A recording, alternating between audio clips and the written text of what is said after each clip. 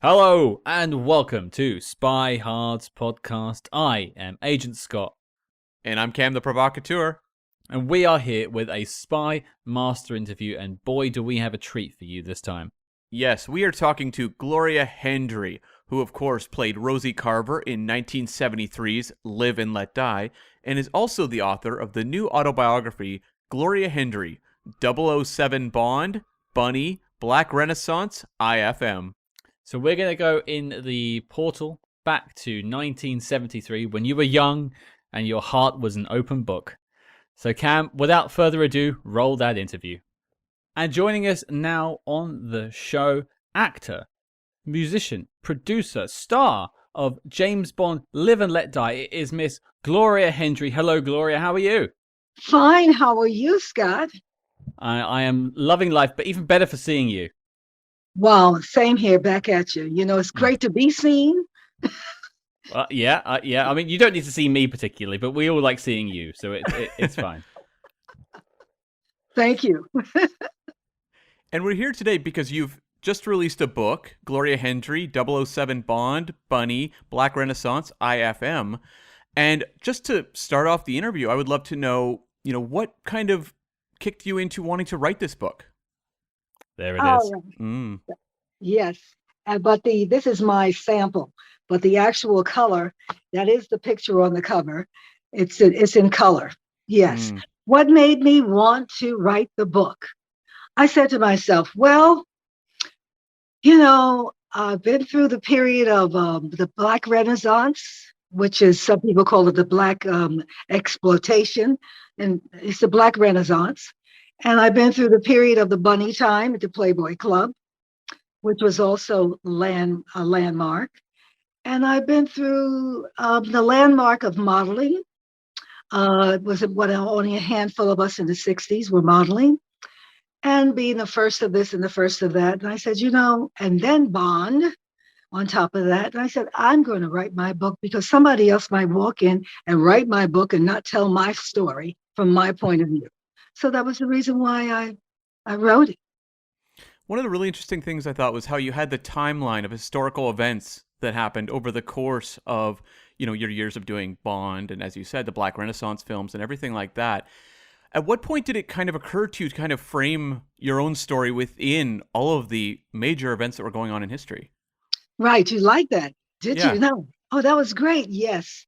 Just to show the period, because I couldn't possibly write all of that. I pointed that out what year each one of them in the center of the book for people to reflect and said, oh, this was going on at that period of time, which probably prompted this to happen, because things are, front and back of each other, the yin and the yang. Yes, that's what prompted me to do that, because there was so much going on that put me in a certain state when I left the NAACP, and why I left it when Martin Luther King was killed. There we are. And then what happened out of that situation, and how I wound up at Playboy, and the money that we were getting paid, and the women, birth control wasn't around until in the 60s. And women weren't really working or allowed to become attorneys or doctors and lawyers. If anything, you were a housewife. And when you went to college, you seeked out a husband. And that's the way it was. And you were always the woman at home, raising the children. So I wanted to point out the flavoring of the period so you would understand. When you reflect, you go, oh, this was going on. I couldn't put all that detail in there. Well, it's interesting, and sort of bouncing off what you and Cam just said, you're contextualizing what's going on in history when you're making these decisions in your own career.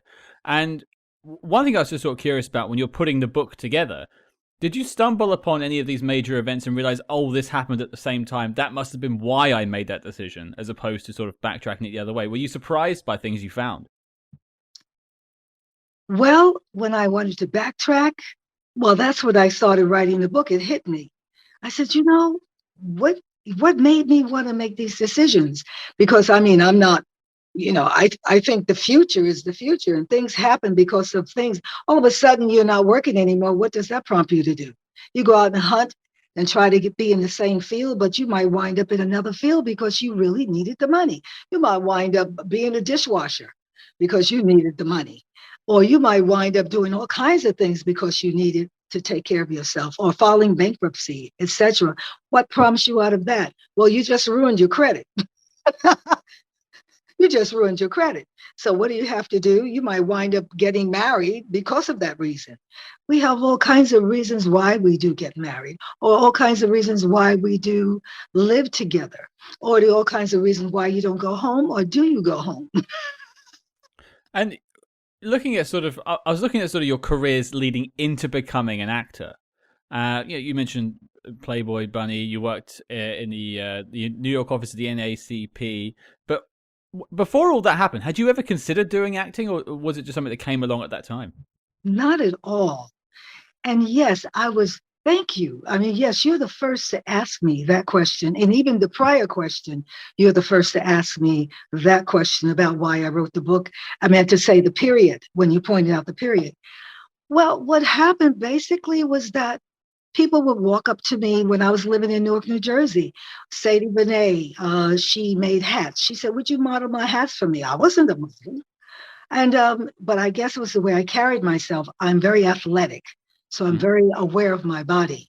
I would ride bikes maybe for a couple number of hours and hit the pool for a number of hours and jump back on my bike and go back home for a number of hours it took me. So I might be out all day on my bike and swimming and running and jumping and playing basketball, softball. I'm a natural athlete. So I'm a swimmer, a tennis player, a skier, a horseback rider. I did English, jumping, a ballet dancer, a singer. Golly, I always said tennis. Oh yeah, weightlifter, martial arts. I do a lot of things, and just because I do them. So back again to say, Sadie Benet introduced me to modeling her hats, and she made her stuff. And in school, I learned how to make my own clothes too from the school I attended. And also, I did gymnastics throughout my grade school, elementary school, and was very good. So with that, people would ask me, "Could you do my movie?" And all of a sudden, a non-union film like Silver Lady, I did that. So and also modeling. I meant to say commercials. And when I started falling into commercials, I started taking acting classes. I know nothing about acting. So I started to study with Warren Robertson. But in the meantime, when I was a legal secretary, there was no way I had the money to do that. Yeah. So out of being a legal secretary for $175 a week, and I left that and went and started working for an account executive at an advertising firm that looked at me for the period to become an account executive secretary in the advertising business. I was there about a year, and he was at the Playboy Club, attending the Playboy Club, and that was on Madison Avenue. And I looked in the paper one day and I saw this ad for Playboy. Girls making $1,000 to $2,000 a week. I went, what? And of course, I'm very shy, especially during that time, and being in the nude, or, because we have to be in the nude in a locker room and all of that. Now, how did that all happen? I went and I said, you know what? My boss was supposed to raise my salary after a year. He did not, but he would go to the Playboy all the time, right? So I said, I'm going to become a bunny. He said, really? And he laughed. So I sent over my picture, because I had a picture because I was modeling periodically. Sure. And I sent it over there to them, and they said they'd like to see me. I came in there, girl, they hired me immediately. I said, I have to give them 2 weeks notice. And they said, I like you. Well, in 2 weeks I was there, it was a shocker. Absolute shocker, with the skimpy costume on, and the costume designer had to put her hands between my legs to put up the crouch. Well, you know what I'm saying. So I was like, oh my God, she said, girl, please stand still. She slapped me on my butt. She said, stand still. I'm not trying to do anything to you. Stand still. I was like, I was nervous as hell. She put her hands between my legs.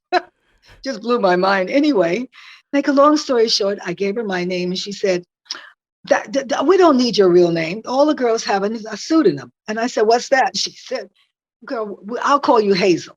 I said, okay. And she started laughing. So I went around the club being called Hazel for around about a year, cigarette bunny, saying cigars, cigarettes, Tipperillos. Here's the Playboy a mug Oh, okay. All right. Yeah. from the 60s, Wow. in the 60s. And so cigars, cigarettes, Tipperillos, Playboy lighters.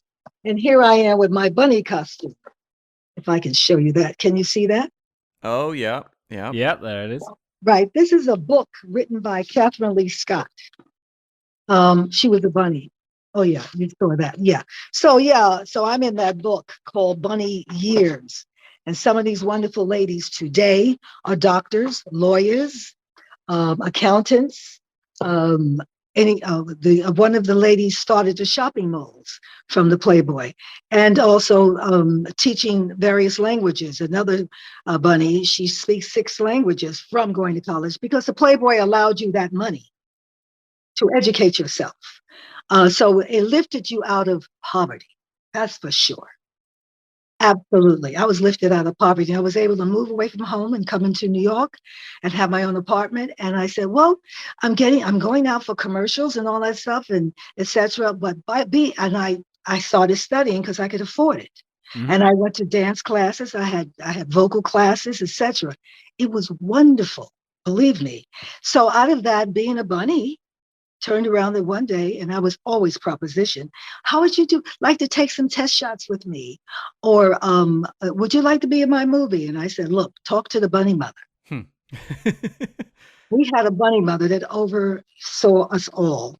And this particular time they did. And they hired me for Sidney Poitier and Abby Lincoln in For Love of Ivy. That was my first union movie in 68. Mhm. And of course, they allowed me the time to film it. Well, I need to complete the story because there's a bit missing there. You talk about the boss not giving you the raise, and you ended up at working at the Playboy Club, but the boss was going to the Playboy Club. Did That's he right. ever see you? Did he ever see you at the club, and did he lose his mind? You know what? I don't ever recall seeing him because I think when he did see me, he bell-faced. You know what? I really don't ever recall seeing him in the club. And since you brought that up, I never thought about it. I never saw him, but I did see my gymnastic teacher from elementary school. He came in one day, Mr. Dero Goddess. He walked in, he was a young man when I was, 7, 8, 10 or something like that. And he was probably 20 something. Well, of course, those are years later in the 60s. And here he is walking. I saw him on the elevator and he saw me in my costume. Gloria! I said, oh, Mr. Dear Goddess. It was the most exhilarating to see a elementary school teacher at the Playboy Club. It was fabulous. It's one of those situations where like someone shouldn't exist in that place. Like, it doesn't make sense. They're in the wrong context. Yeah, absolutely. Right, yes, but at the same time, the club dictator and the American Express card, carte blanche, Dinah Club card. I mean, that's when the beginning of credit cards and the masses. Nobody had those cards back in those days unless you worked for a company. Most people worked for a company, and they were professionals with a professional position. Right. If I'm making sense. No, that makes sense. And one thing I think is really interesting about you and reading about you in the book is that you had such a diverse number of interests. As you said, like you did all these different sports. And it seems to me like that has really helped you navigate the course of your career, jumping to different things, whereas someone who's more tunnel visioned might have gotten stuck. And I'm just really curious from you, like how much of that has aided in just your survival in the entertainment business? Absolutely. And you know who told me that? My grandfather. My grandfather told me only a fool has one egg in the basket, meaning you must know how to do many things, darling.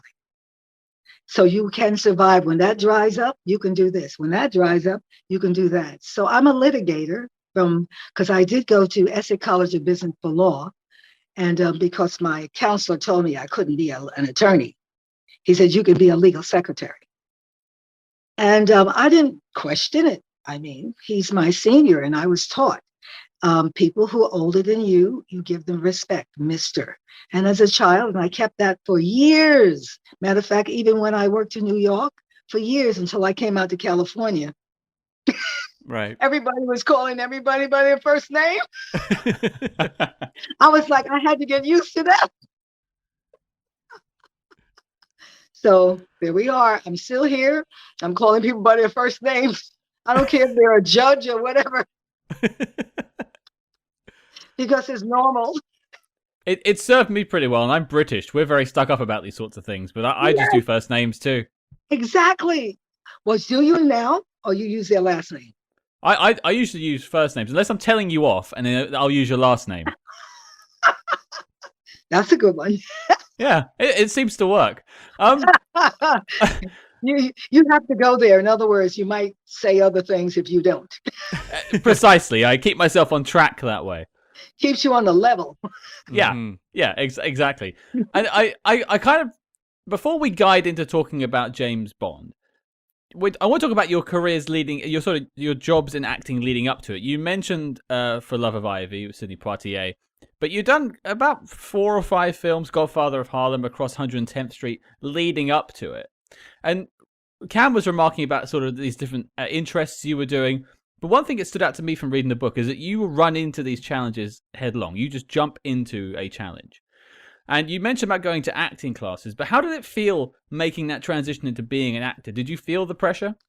Absolutely. As a matter of fact, you want to hear this? I had to have a psychologist. I had to have a psychologist. I was in therapy for good 10 years. And every now and then I go back in because I touched areas in myself as an artist that I had subdued because of my background. The things that had happened as a child coming through really angered me quite a bit. So it was not easy for me to reveal my feelings and to be free enough to say it. Well, now I'm too free. The muzzle is really off now. I was always in your face, but I'm really in your face now. So with that, I have to temper myself. And I'm laughing because I tell you, life is a definite adventure. But everything that I jump into it full force. I do my research as I go. Because you can study, you can here's the instructions how to put something together. By the time you start putting it together, you better be into that and check it out as you go, because you can forget all the nuances that needs to be done. I mean, the game changes from the classroom into actuality. Mm-hmm. And that's how I stand. I jump into it and I learn as I go, like I'm doing now. I've executive produced my CD, executive produced my video, executive produced my video, my book, so I've had to pull in an attorney. I thought I knew what I was doing with all these venues, and I did them all at one time. So there are times I want to throw a blanket over my head and get underneath the sheets because it's so overwhelming, so many things to know and so many things to do. You strike me, and this might be a British idiom, so if it doesn't translate across the Atlantic, I'm sorry, but swan-like, we would call it. So you're very elegant and well-formed up top, you hold yourself well, but underneath you're furiously paddling. Oh, furiously. Yeah, You got that exactly. right. You're working overtime. So I would say very swan-like.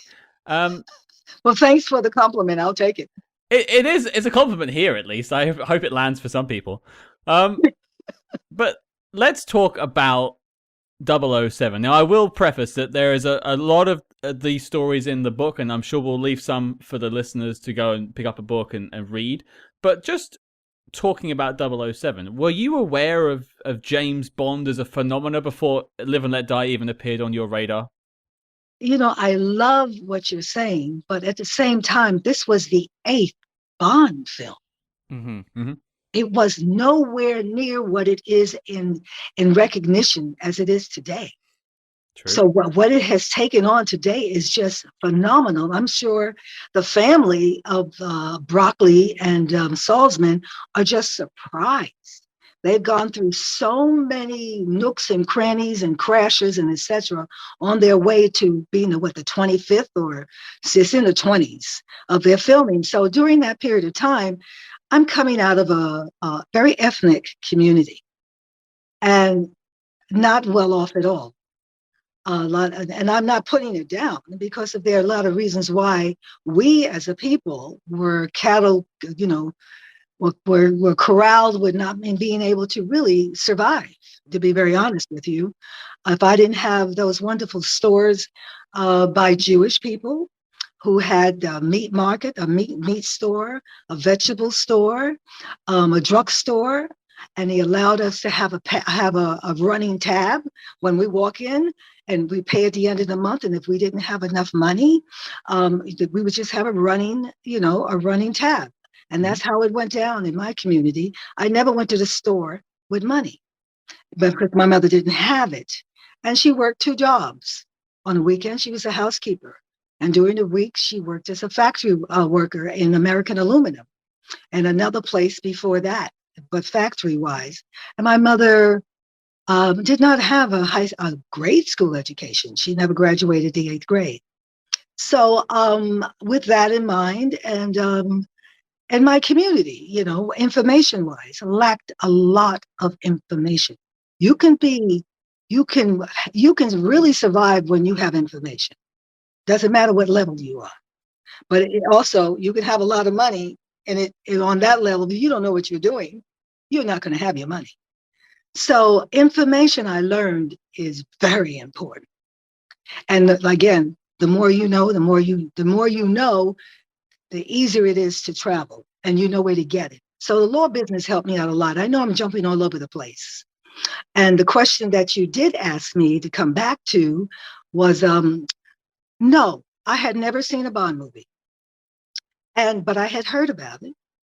And my manager said they wanted to see you, and that was Lloyd Comar at that time. And I went, why? I'm not tall. I'm not buxy. I'm not blue-eyed. I mean, why? And I was in California because I was told to go to California because the marketplace is wide open right now for us. So he said, Gloria, they want to see you. And I said, I have to fly back on my own dime? He said, yes. I literally had to fly back. And most of the things I never get.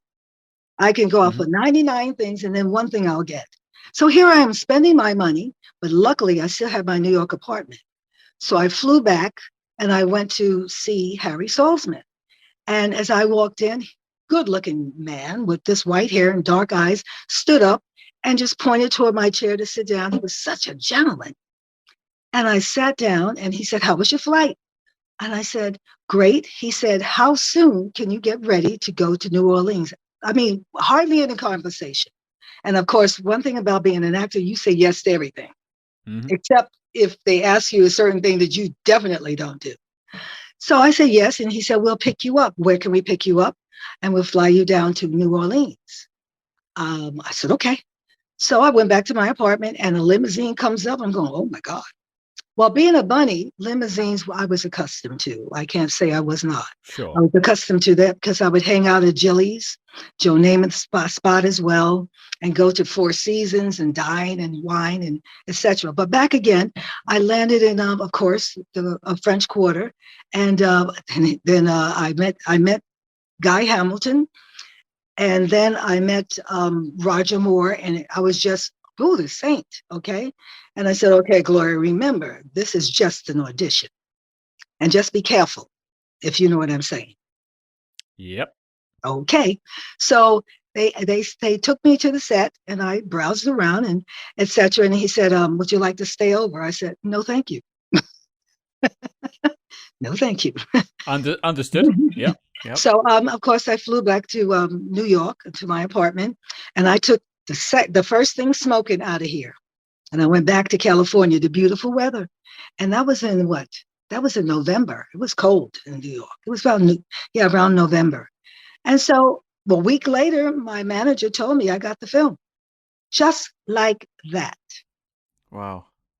And he said, you got to get your passport. I had never been out of the country. Oh. So I had to get my passport. So was the audition just the chat with Guy Hamilton and Roger Moore. Yes, There was no scene reading or anything like that. none. Absolutely zilch. Interesting. And do you know what kind of got you onto their radar?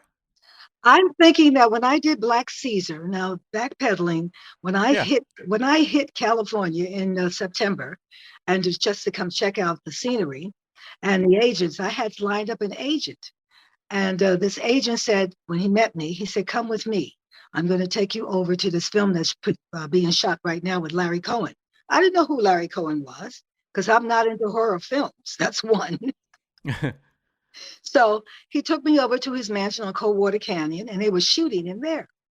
And I saw Fred Williamson, and I'm not a football player fanatic at all. So and then I saw Larry, and they both talked to me, and they said, "How do you feel about nudity?" This was Black Caesar, which today is a Turner classic. Hmm. Yeah. So I said, "Well, I'm fine. I would like the set to be private." And they said, "Fine." And that was it. And I got the film. I didn't even read a line for that. Now, whatever that means. And as we shot the film, I think someone from the crew, I think somebody of the crew, somebody had to say something to somebody because they were looking for the part that I played, Rosie Carver.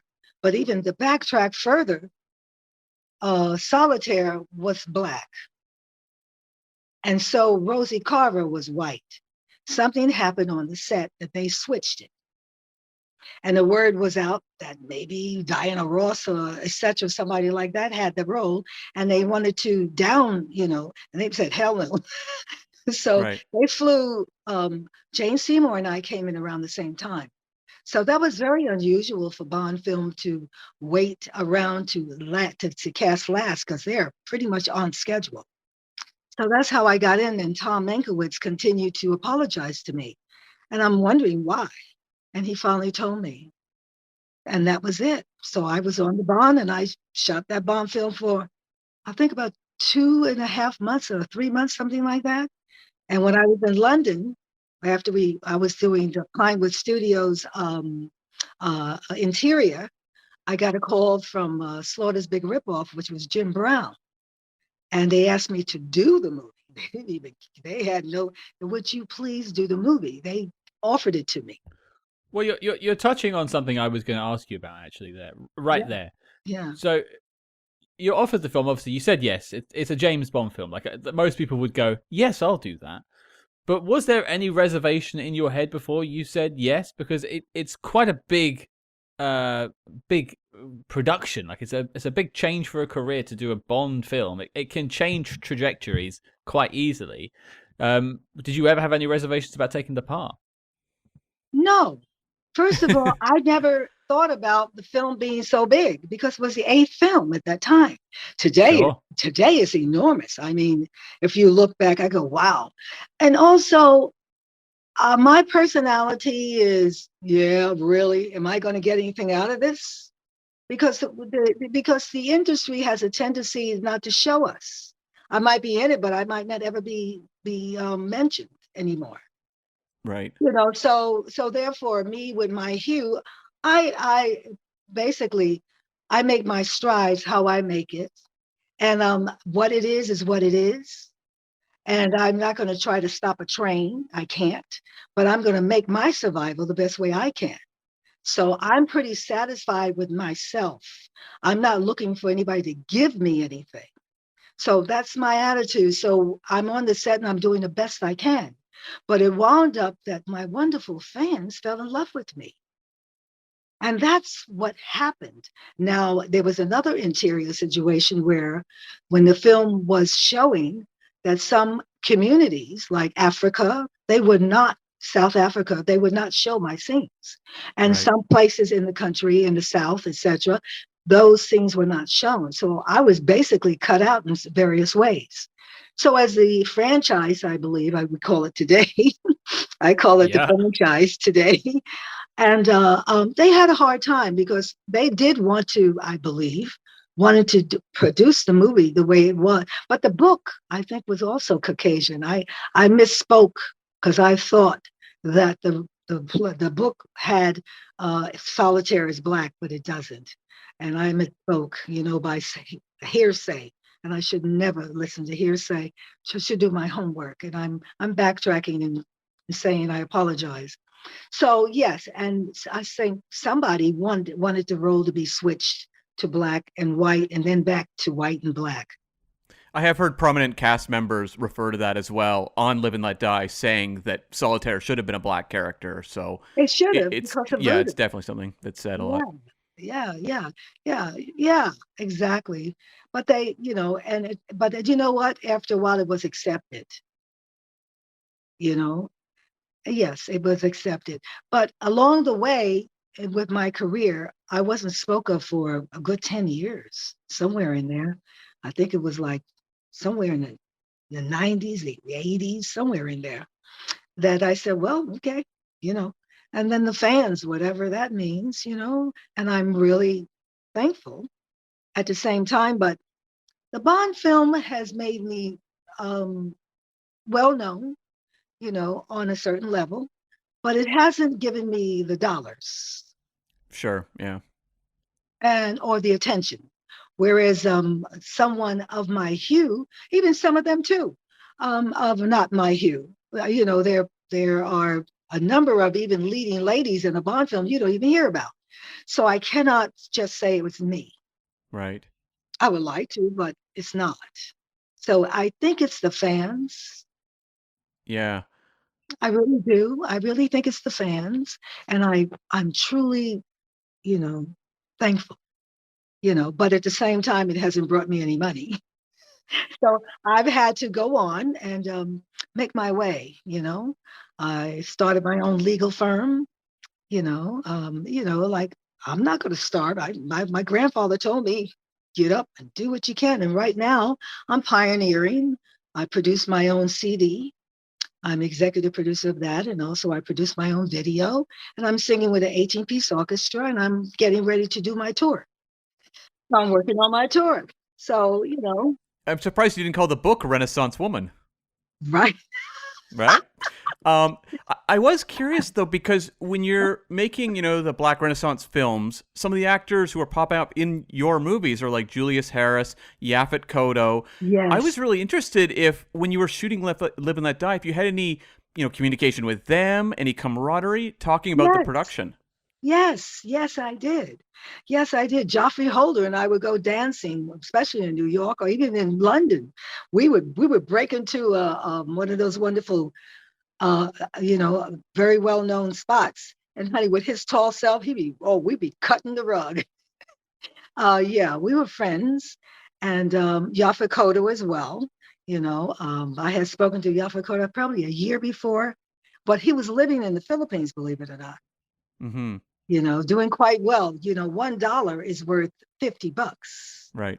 You make $100,000, you're doing daggone good. You make $1 million, 50 times that. Yeah. So he knew what he was doing. I just laughed. Yeah, I loved Yaphet Kotto. He was wonderful. He knew who he was. Absolutely knew who he was.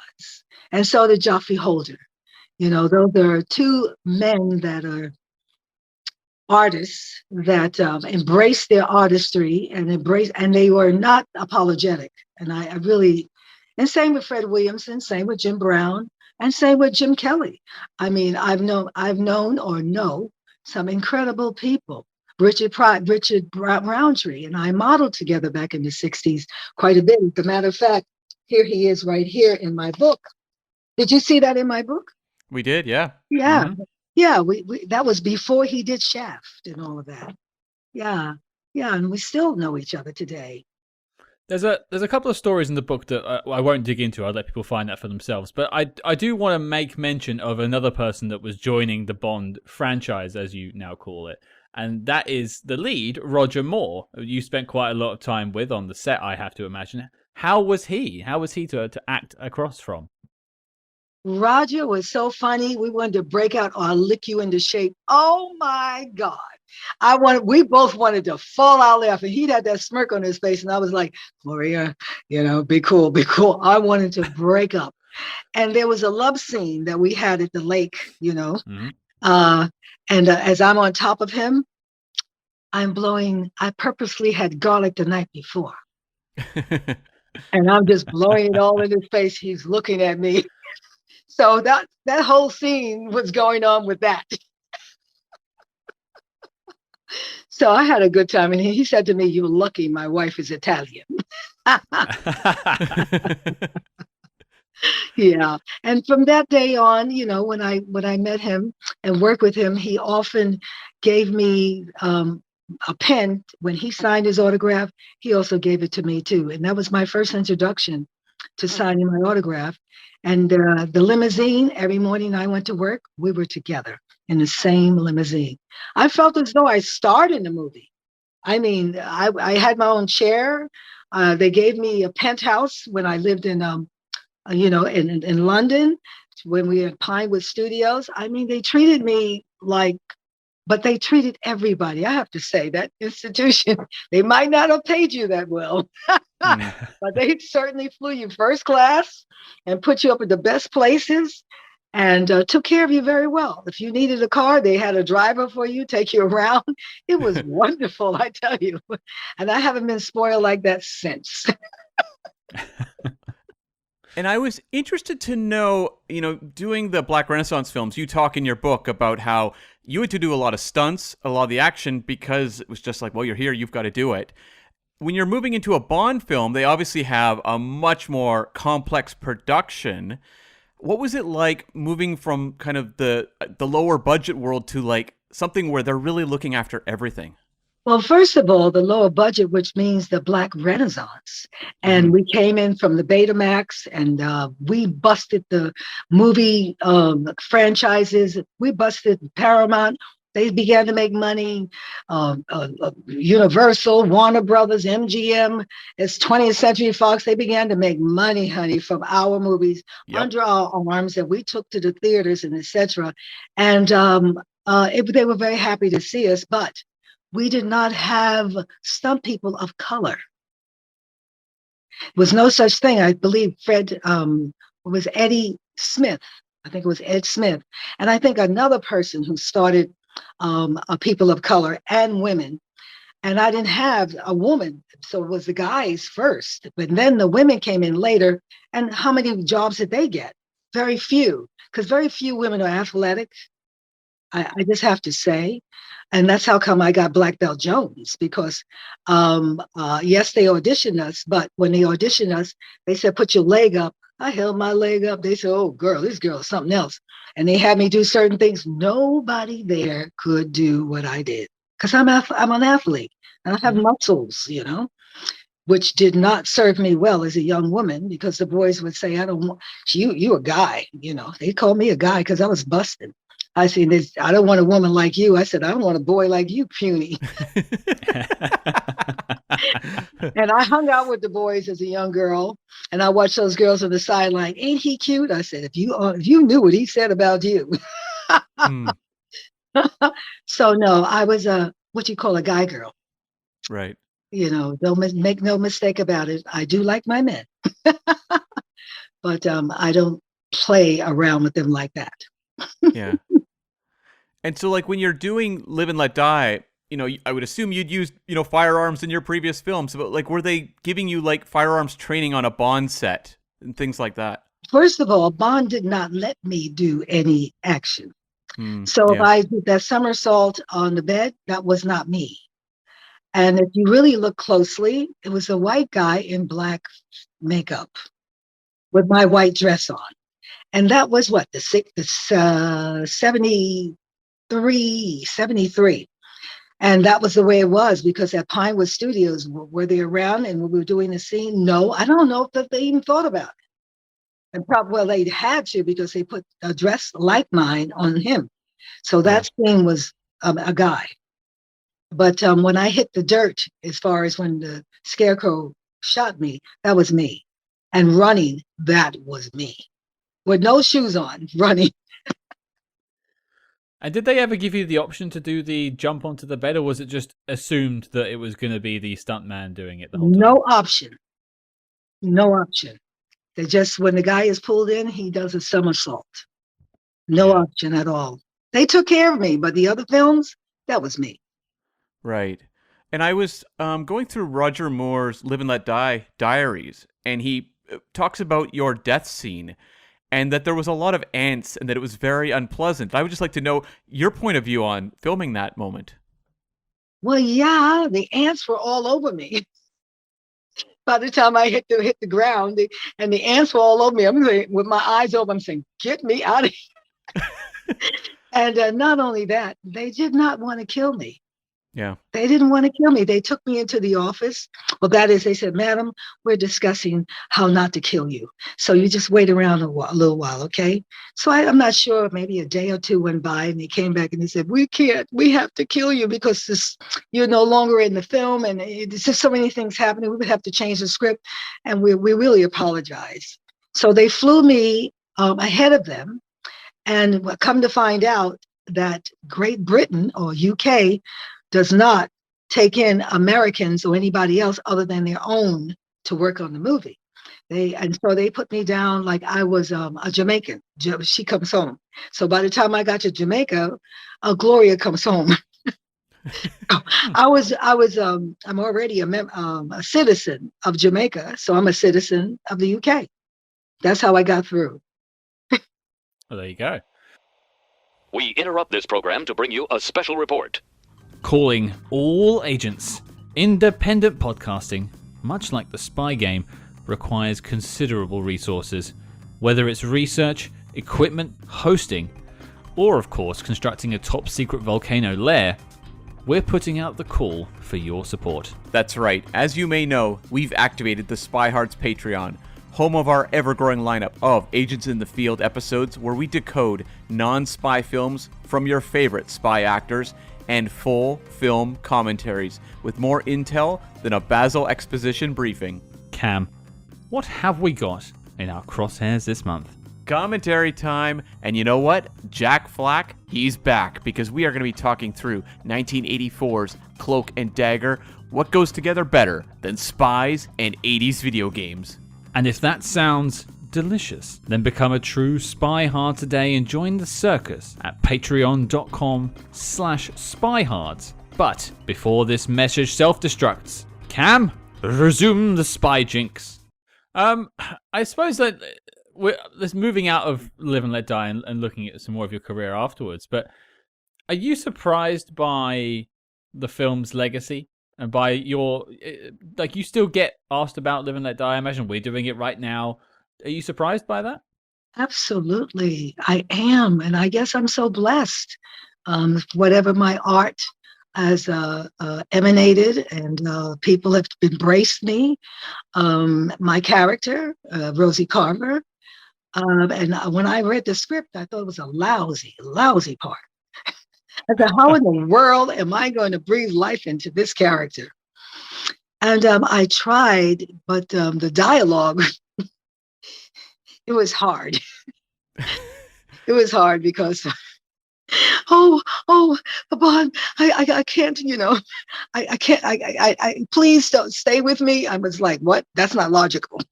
How am I going to say this? Stay with me for the night. I mean, come on, give me a break. What does that say? Anyway, I'm laughing. And I did. I laughed about it. And I said, how am I going to do this? But my manager told me, he said, Gloria, do this film because it's a big film. I was like, okay, so what? And again, my attitude is because we don't get breaks like that. Mm-hmm.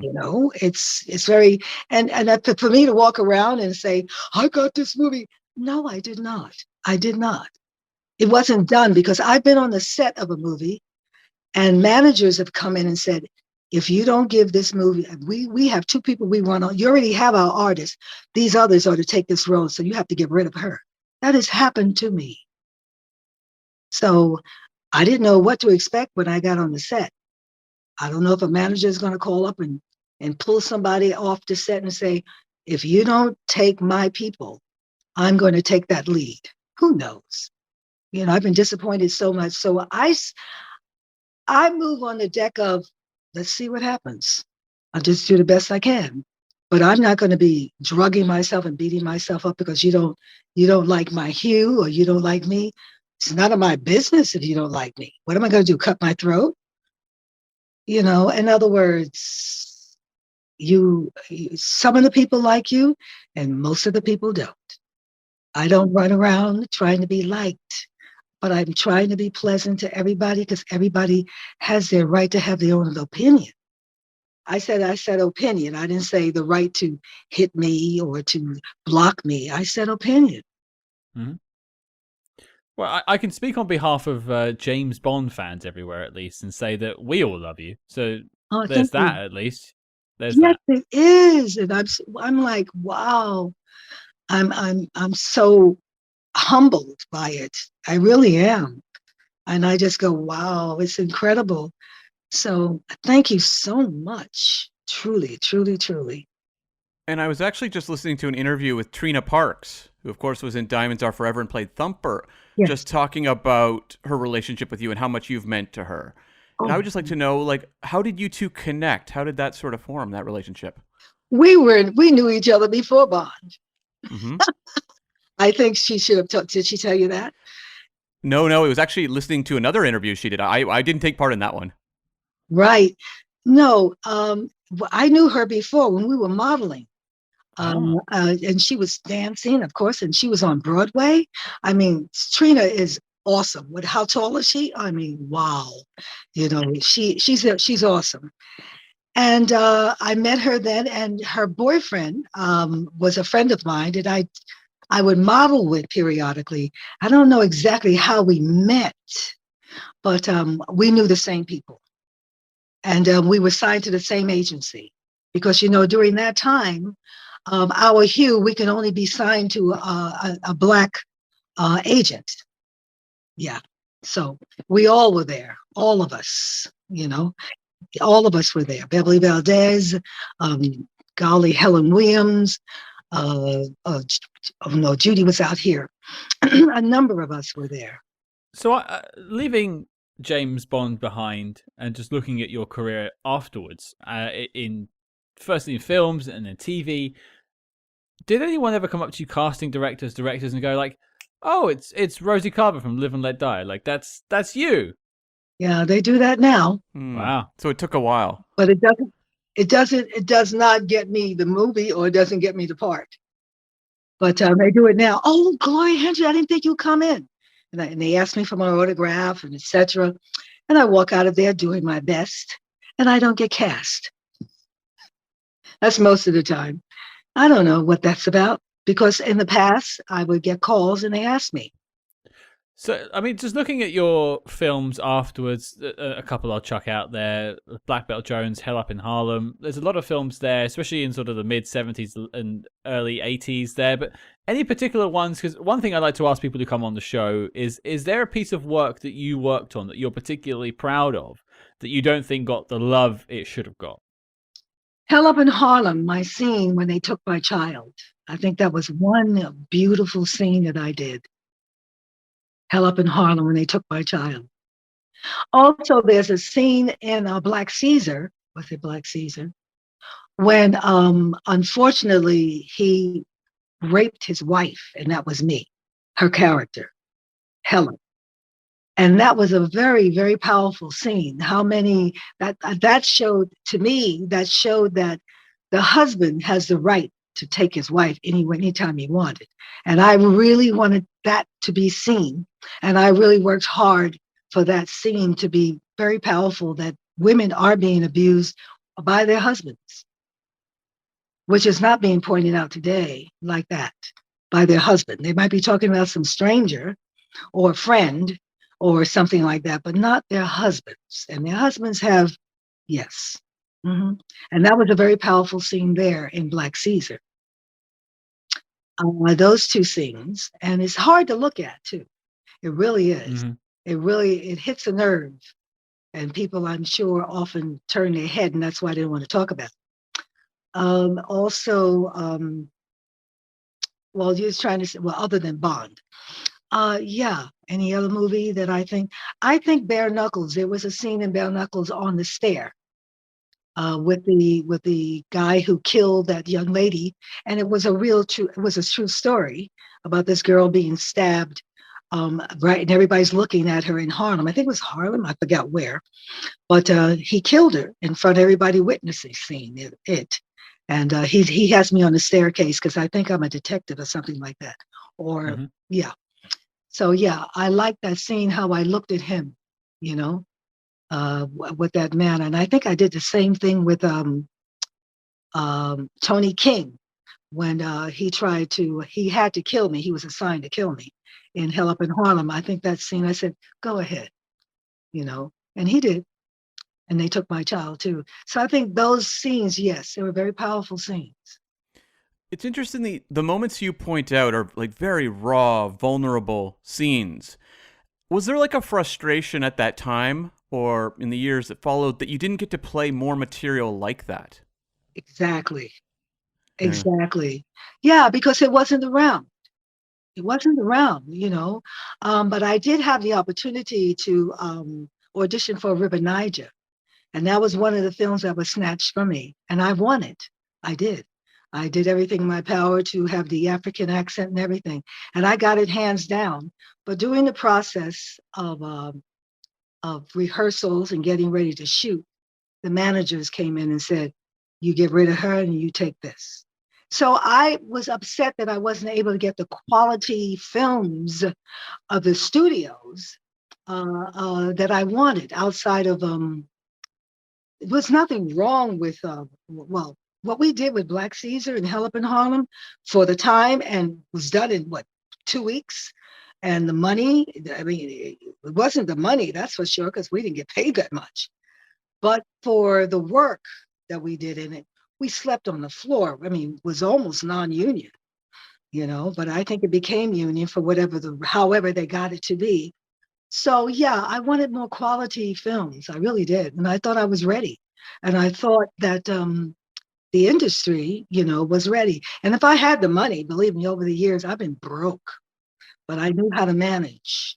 But I've been very broke. I've, almost lost all my stuff, but I managed because of my law background. I was able to get through a lot of things because of information and things were at my fingertips. And I did go through a period of time where I was drugging and alcohol. I got depressed, and one day it hit me. How dare you allow people to push you there? Why you want to hurt yourself? Because I think it's because you can't hit or really talk to somebody to make any sense. You can't solve the issue. You know what? There's nothing to solve. You just have to go on. You have to figure out how best to be happy. So I started producing my own stuff. I started women in performing arts. Hmm. Wrote a couple of plays, and my husband and he did the music to Glamour Girls, which I Want to Get Out. It's about the club, and I produced that a number of times. It's a musical, and I'm not performing in these plays, except for Lady Day. I wrote Lady Day based upon Billie Holiday's life, and I also did Inside Out, and it's not publicized, you know, because the media is not coming in my direction, but it doesn't matter. Even if when I did and produced to Catalina, my 18-piece orchestra with Jimmy McConnell and his big band, and I did my CD and etc. It's all right. You can still carve your way through and do what you love to do. You're not looking for notoriety. That's a result. That's for the people to do. And I can't. I mean, it's like that's the result.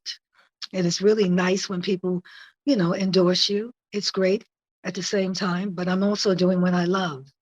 Hmm. And in the book, you print a letter you wrote to Halle Berry Yes. in the 2000s. That's very personal and very open. I was just really curious, A, what prompted you to write that letter, but also B, did you get a response to it? I don't know if the paper got it was a newspaper, and I think the newspaper got the responses and they didn't notify me. I didn't follow through with that. Mhm. But she would have to find me from the paper, the newspaper. I wrote that because I was so angry. This girl did such a great job. And these people are talking about nudity. That's what happened to me too in Black Caesar. That definitely did, which also stopped my commercials because I did nudity back then, which was a no-no.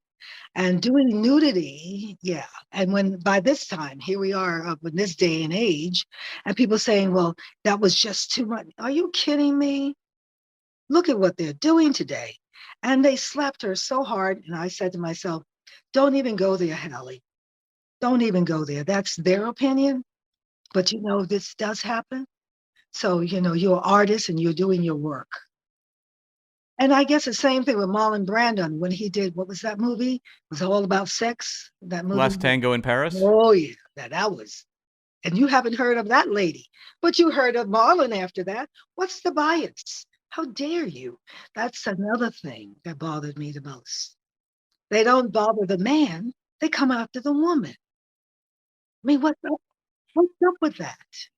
Yeah, look also at Sharon Stone versus Michael Douglas for Basic Instinct. Exactly my point. So, Yeah. these ladies or these organizations, they got to really wise up. Girlfriend, it's a double standard here. I even noticed it in clothes. I'm married, I even noticed I bought my husband a house coat, and my house coat, same brand. Guess whose house coat is much better made? His, and warmer. I'm like, dang, man. And I certainly pointed out it to him too. He goes, yeah, they do that. Yeah. Men's shoes are better made. Women wind up having their shoes get busted down the year. My husband had shoes like 25 years old, but then you have to buy the top of the line shoes. But for a man, you don't have to buy the top of the line shoes. What's up with that? You mentioned about sort of taking the power yourself, and you talk about producing your own work, producing your own music. And I wanted to talk to you about music very briefly. Just a musician partly myself, and it's always interesting to talk music with people. So for you, why is music important to you? I love to sing. I was singing before I became an actress in the 60s. Mm-hmm. I was singing around, but I found the treatment that I was getting from the club owners, how they treated us. I said, oh, no, no, no. That turned me off a lot. I couldn't endure that. I couldn't endure the arrogance of the club owner, and they felt like they were better than you and you weren't nothing, and I remember working up in the Pinewood, upstate New York in a restaurant, and they put me in this hotel. They put me in this, I don't know, like a dorm, and it was like a closet with a bed, and a wire next to the window. It was dead of winter, it was cold as hell, and it was awful. I had a gorgeous apartment in New York, and also the bathroom, rusty, dirty, and everybody went to the same bathroom. I said, you know what? I'm not going to be treated like this. There's just no way. That turned me off from singing. And I just imagine what Ella Fitzgerald, well, not Ella, but what Sarah Vaughan went through, Ruth Brown went through, because Sarah comes from Newark. My mother hung out with Sarah. My mother wanted to become a singer. She went out there for a minute. She went back to her factory job. She said, no way, they ain't treat me like that. And the ladies who have endured, it's been rough, really tough. And I guess for the guys too, I'm sure. But that's what turned me off from, yeah. I don't like being abused. It sets me into a state of really being mean. I don't like that. And I don't like that. I don't like that. It takes me out of my character. That takes me in being, in a certain level. I don't want to be there. Mm-hmm. Am I making sense? No, that makes sense. No, you're making sense. But you're still creating. You're still creating now. You've gone back to it. What made you want to go back to it? I've never left it. I've been singing around periodically. I never left it. But on the enormity that I'm going to now, yeah, I'm taking it to another level. What made me go back? I'm mature now. I don't need to work 9 to 5. I can produce my own stuff. I got the funds to do it. Yeah. So I'm not trying to be arrogant, but No. I'm just saying I'm financially okay. So No, therefore I can that's branch fine. out and do my thing, and I don't need. In other words, I can carve out my little corner that won't affect the big industry. I don't need them. I could just throw my name out there now in certain places and go where they want me. Yeah. And thanks to the fans, that has allowed me that space. And thank you to Bond franchise for hiring me. Also, thank you to all the movies that I made, from all those wonderful writers and studios that I made from yesteryear. So I have a reputation. So I didn't do this on my own. I'm a part of the crew. You're very humble, but you did work for this. Yes, I did. You ran into all these challenges and you ran through them. So don't make sure to take a bit of credit for yourself too, because you earned it. Yes, I do. And everybody else was there too. They were getting their knocks. That's all I'm saying. We all had our different Absolutely. knocks, like you're doing yours, so you struggled. Where are you now? Look what you've been working on. Yeah. None of us get to anything by ourselves. We don't make the food. We don't make the house. We don't make the water. We don't do the electricity. So we all are working together. Well, we're starting to wrap up now. I have a couple of questions I want to sort of leave us with. Yeah. The first question is, obviously, we're here talking about the book. Yes. And yes. I think to sort of sign us off, we'll put a link in the show notes below so people can go find out where to get the book. People can go directly to it and grab a copy. We recommend it. We both read it. We both really enjoyed reading it. What can people expect from the book? That's not a simple answer. The reason why I'm saying it's not a simple answer, what they can get from the book is that what I have gone, what my past is. I just brought them up to date with where I've been and how I've traveled and how they digest it. And everybody on different, we all have our path. You can go the same direction and see the same thing, just like into your own living room. You can sit on one side of you always sit in that same chair. Change that chair. You'll see everything from a different perspective. I'm just showing the perspective that I have traveled, and it's just to share. And also, don't let anyone tell you that you can't. What you think, you look for. What you think, you are. If you think you're nothing, that's exactly right. If you think you can't do it and you keep that word can't in your vocabulary, you cannot do it. And yes, we have those days when we get depressed. Yes, of course, that's natural because you're digesting, and also it's overwhelming. It's like school. You get a headache when you're having knowledge. And not only that, it might be too much for you at the moment. So lie down, take a rest if you can, but know you're going through those changes. And you'll come out on the other side as long as you're willing to go through the pain. Because even the pain when you work it out, it's a pain. When you're birthed between you and your mom, that's the biggest pain you'll ever have. It's massive because you're going between life and death. So that's how I look at things. Because there are moments I say, I'm overwhelmed. And I said, girl, just cool it. And everything's an emergency. Cool it. Take time for yourself because it's overwhelming. There's so much to do. So little time to do it. And enjoy yourself. Enjoy your pain is what I'm trying to say. Enjoy your pain. Wise words, and people can dig more into that in the book. Now, there's one question I'll leave us with. Now, this question has been asked to every single person that's been on this show, Gloria, over the years. Bond, alumni, extraordinaires, all the way through. So, Gloria Hendry, the question goes to you. What is your favorite spy movie of all time? Oh, my God. Oh, my goodness. What is my favorite spy movie of all time? I know I love the last one. Oh my goodness. No Time to Die. I love No Time to Die. I also love Casino Royale, the remake with Daniel Craig. Hmm. I thought that was brilliant. That's the first one. That was brilliant. Roger Moore's. I love Roger Moore. Um, It could be outside of Bond. Doesn't have to be a Bond film. It can be anything else. oh my goodness. There's so many. Any spy film. It's a hard question. It stumps a lot of people. Well, because I never think about the spy film.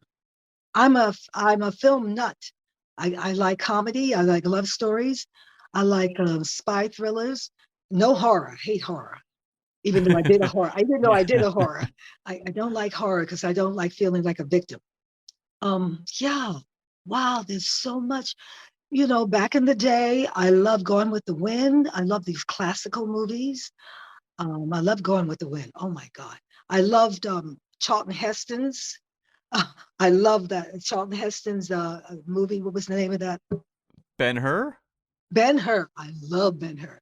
It knocked me off my feet. I love the Roots, the film The Roots. Yes, I love that. Oh, today Avatar. Oh my God. Black Panther. Oh my God. Yeah. Lion King play. Oh my God. It's this period of us going through with us being now shown in our creativity is brilliant. It's just the passion, that other artistry. It's like watching Italian movies. I love Edward G. Robinson movie when he was coming through. Oh my God. Humphrey Bogart. Oh my goodness. Katharine Hepburn. Liz Taylor. Joan Crawford. I love me some Joan Crawford. Yeah. I love Joan Crawford. I mean, I have so many movies that I loved. Cleopatra, I love that. Yeah. I think it's really interesting you mentioned Black Panther because before the untimely passing of Chadwick Boseman, Marvel referred to that character as their James Bond. Yes, they did. Yeah. Yes, they did. Yes, they did. The second one. Yes, they did. Love them. I'm just so thrilled. I'm very happy to be alive today to see women walking around with muscles. And they're saying to me, Gloria, how did you do those muscles? I am so happy because when I was coming through, I was a no-no. Mm-hmm. I'm so happy to see that. I'm happy to see that people can be people. And not when we turned puberty, we had to have a girdle, bra, and stockings on. And you couldn't go to the bank if you couldn't go to the bank if you had pants on. You couldn't go to the church if you had pants on. You had to be dressed to the nines. Las Vegas. You couldn't go to Las Vegas unless you were dressed to the nines in gowns, etc. Look at everybody today. So people are freer in one sense, and I like a little bit more sophistication on the other. I like to see people dress when they go out rather than in the sneakers, and you're not going out. And there's some people have never really gone out. Mm-hmm.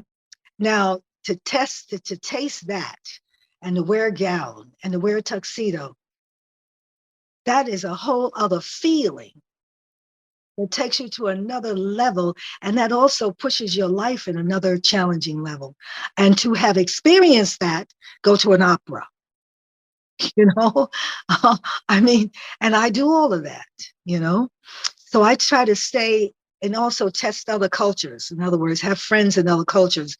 And if you have to do it on purpose, do it, because when you get to know that person, that's another person that gives something to your life and you give something to theirs. And I've got friends from all over. So did my husband. He has friends from all over. And I dated a 3-time world champion skier. Yeah. Egon Zimmerman, who taught me how to ski. And I learned to ski from him. And I think the third day, maybe the third week I went out, he took me up glacier skiing with a helicopter. That's a hell of a third date right there. I'm telling you. And not only that, I was skiing with Olympic skiers, and which means that I was in shape. Coming down the mountain, taking us 2-3 hours to come down, I was in shape.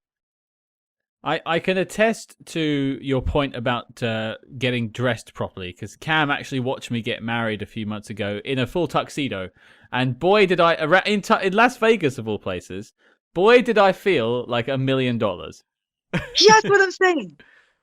That's what I'm saying. Well, I mean, Gloria, it's just joyous and wonderful to speak to you. It's so lovely to see your passions that you're working on now. You're so happy, and I think people can see that through the book by the end of it, and I think people should pick up a copy of it. But Gloria, it's been an absolute pleasure speaking with you. Thank you very much. Thank you, vice versa, and thank you for wanting to listen to me. It's nice. It's been an absolute pleasure. Absolutely our honor to have you. So thank you. Yes, and the best life ever. Absolutely. Happy New Year. Happy New Year. Well, there you go, folks. That was Gloria Hendry, and boy, that was a glorious chat. I want to thank Gloria, of course, for taking the time to speak to us, and of course, thank her agent, Anders, for helping set this all up.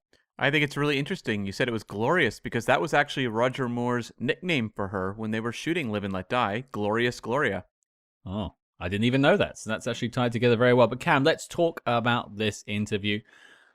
A lot to decode, a lot to unpack. The book was a delight to read, so I do suggest you'll go and grab a copy of that. There'll be links in the show notes below, as I said earlier. But Cam, what was the highlight for you?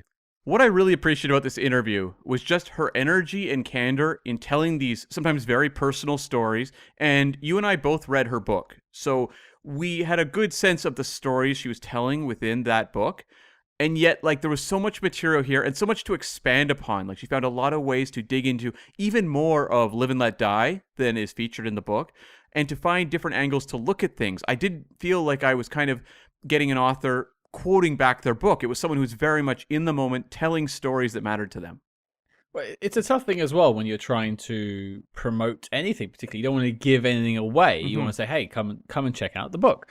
But she was able to sort of expand without giving things away, and with some really delightful stories of not just Live and Let Die, but her work around, before, and after.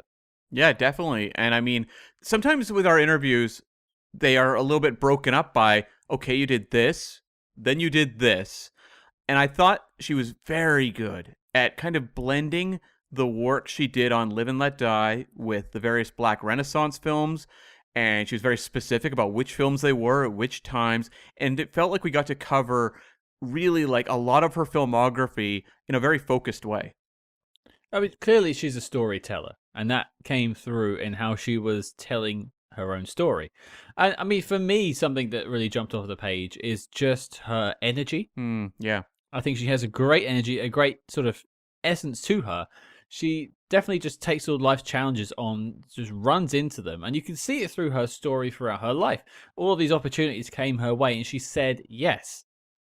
She said yes to a lot of things. I mean, a lot of people would sort of be daunted by James Bond. And she said she was aware of Bond before getting the call, but not really like in the trenches like perhaps we would have been at the time had we both been alive. Of course, you'd been alive for a millennia at that point. It's true. Yeah. But yeah, it's interesting that she was just like, yes, let's do it. And she rocked up, and she was treated well and had a great time on set, and has left it with plenty of stories, but then moved on to lots of other things as well. Yeah, and a lot of passions in life. And that was one thing when I was reading the book, going over the various, careers and different opportunities she's had, I would sit there and go like, how does one person go in so many different directions and manage to achieve all of these victories in all these different fields?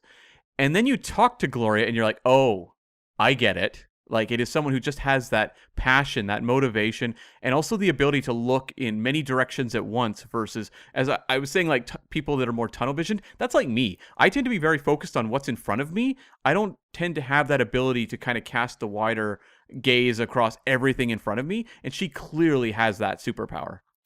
Yeah, absolutely. And I think another thing that jumped out to me was, I think this is one of the first times we've ever spoken to anyone that has worked with Roger Moore. Yeah, I think it is, yeah. Yeah, we've had people that have worked with Sean, people that have worked with Pierce, worked with Craig. I don't think we've had Dalton yet on the show. Miriam Dabo. Oh. I think she worked with him. I think she did, yeah. I'm happy to be wrong there, folks. Sorry about that. But so I suppose we've completed the we haven't had David. Actually, we have had David and Peter Sellers. We have Jacqueline Bisset. We've completed the set. We've had someone that's worked with every single Bond. And the reason I bring that up is because we spoke a little bit about sort of the camaraderie on set with Roger, and it's something you hear about Roger Moore, and you read him, you read stories about him, that he was always having fun making the Bond films, and this is evidently clear from the little garlic story we got. Yeah, and if you read his, Live and Let Die diaries, there's a lot of stories about just having fun with all of the actors, but he does mention Gloria several times, and in her book she talks about how, the two of them would go swimming every day, things like that. There's a real sense that, like, Roger Moore, this is his first Bond movie. Yep. There's a lot of pressure on him. And I'm sure there's been other actors who their first Bond movie were a little more like, eye on the prize, I gotta focus on pulling this off. It's very clear that Roger, just at his core, is someone who's very open to other people. And despite the fact all this pressure was on him, was making this also like a good experience for his co-stars. And, we spoke about Gloria's love of fitness and staying in shape, and I'm glad that Roger Moore had someone to do his knee bend workout with. Very true. Very true. That's a deep cut there, folks. If you know that one, yeah. I tip my hat towards you. But yeah, I think just overall, it was a really wonderful chat, and I'm so glad we've had the chance to speak to her. And one thing that's really interesting, too, is the way she has been quite supportive of other black actresses who have gone into the Bond franchise. Because I referenced in the interview the letter she wrote to Halle Berry around the time of Die Another Day and Monsters Ball also. But also she cited No Time to Die as like one of her favorite spy movies, which of course featured Lashana Lynch. And also just her friendship that she was referring to that had gone back before Bond, but with Trina Parks, who played Thumper. It's just really awesome that she continues to be invested in not just James Bond franchise, but also in a lot of the black actresses that are working in that franchise. Absolutely. And I think just sort of to cap us off, I just want to say that we remain humble that we have these opportunities, and we're so thankful for Anders for reaching out and making this happen, for Gloria for spending the time to talk to us, and for each and every one of you for taking the time to listen. We hope you've enjoyed it, and we hope you stick around for more. So Cam, the question, as always, goes to you. What have we got coming up next week? Well, next week, we're talking about a secret agent, but it's not James Bond. We're returning to the world of Matt Helm and tackling the second Helm adventure, Murderer's Row. Yes, we can't wait to hop back in the Matmobile, take a drink from the bar, and let's cruise along to some Dean Martin tracks as we shag our way through 1966. So there you go, folks. Your mission, should you choose to accept it, is to join us next week as we tackle 1966's Murderer's Row. If you enjoyed what you heard on this podcast, please make sure you've hit subscribe wherever you're listening. And if you'd like, please leave us a 5-star review as well. It helps us spread the word about Spy Hard's podcast. And if you don't already, please follow us discreetly, of course, on social media at SpyHards. That's SpyHards on Facebook, Twitter, and Instagram. But until next week, listeners, I'm sure we'll be able to lick you into shape.